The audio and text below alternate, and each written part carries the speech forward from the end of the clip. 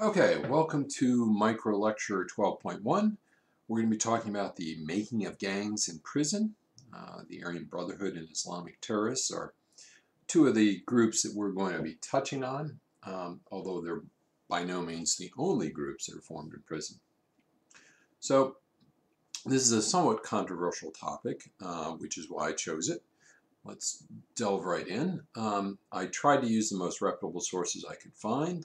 So I'm going to start off talking about a report that is referenced in by the U.S. Department of Justice. And according to the U.S. Department of Justice, if we look at some ethnic groups that became gangs inside prisons, three of the ones I chose, and there are multiple ones other, but I wanted to do a representative sample of three different ethnic groups. We have one of the more recent gangs, the Texas Mexican Mafia, which was formed in Texas prisons in the 1980s. The Black Guerrilla Family, which was formed in San Quentin, California in the 1960s, and the Aryan Brotherhood that was formed again in California in the 1960s. Now notice that these gangs now are getting to be 50 and 60 years old. So if you were, say, 20 when you were recruited in these gangs, you'd be in your 80s. Consequently, you can see that these are multi-generational organizations. They are created, people are in them for 10 or 20 years, and then they self-perpetuate.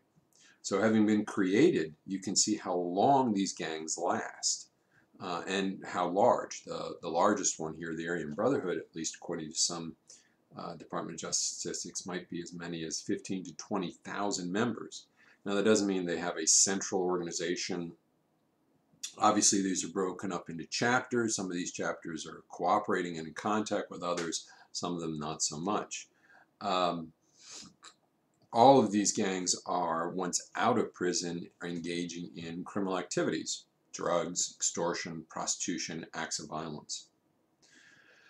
Strangely, American prison administration use gangs to control prisons.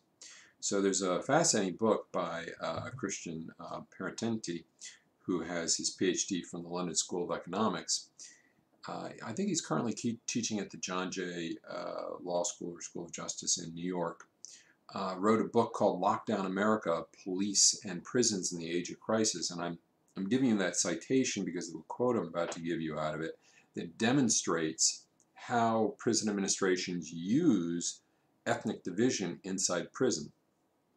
So this quote from page 205 in that text comes from someone who is a jailer in a prison, ironically had been a sheriff's deputy, had also himself been briefly incarcerated. So this is his quote: "It's important to understand that prisons are fearful, dangerous places even for staff. So it's a lot easier if for you if that tier, those prisoners, are split up into 5 bickering factions.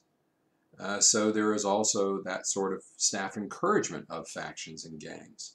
In other words, if you're trying to control 1,000 people and they're unified against you, it's very difficult.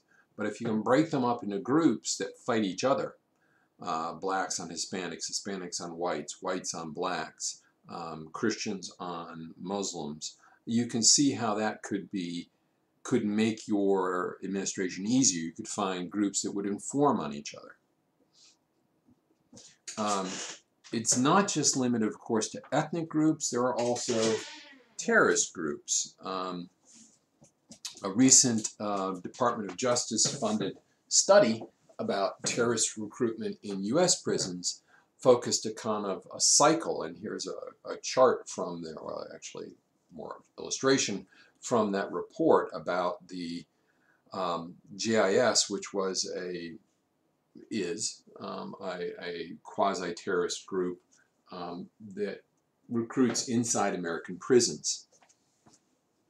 Now, why do prisoners form gangs? Well, that's an interesting question. We've done lots of studying on that. We certainly think that, believe it or not, one of the prime motivations is a desire really to do something to alleviate the boredom and the tedium of prison. Also, people are seeking to escape predatory and exploitive situations. If you're in danger of being beaten or raped in prison, and the way you can avoid this is that you can join a gang that will protect you, people will join gangs. We do know also that gangs are more common and form in maximum security prisons, and that the fewer rehabilitation programs present, the higher the recruitment of these terrorists and gang groups. Okay, so this story is really common across the entire world, and I'm just going to give a few historical examples. The Muslim Brotherhood, which was not initially as much a terrorist organization as you might think, really honed its terrorist skills when there was a huge crackdown and many of its members were incarcerated. Stalin, the notorious leader of the Soviet Union, himself was incarcerated and led later bloody purges and mass killings in the USSR. Hitler was incarcerated and wrote his sickening memoir, Mein Kampf, or My Struggle, while in prisons. The head of the ethnic killings in Yugoslavia, which were called the Arkan Tigers, which killed thousands of people, was a petty criminal who became radicalized in prison. Al-Zakari, again, was a petty criminal in Jordan, and rose to leadership of Al-Qaeda.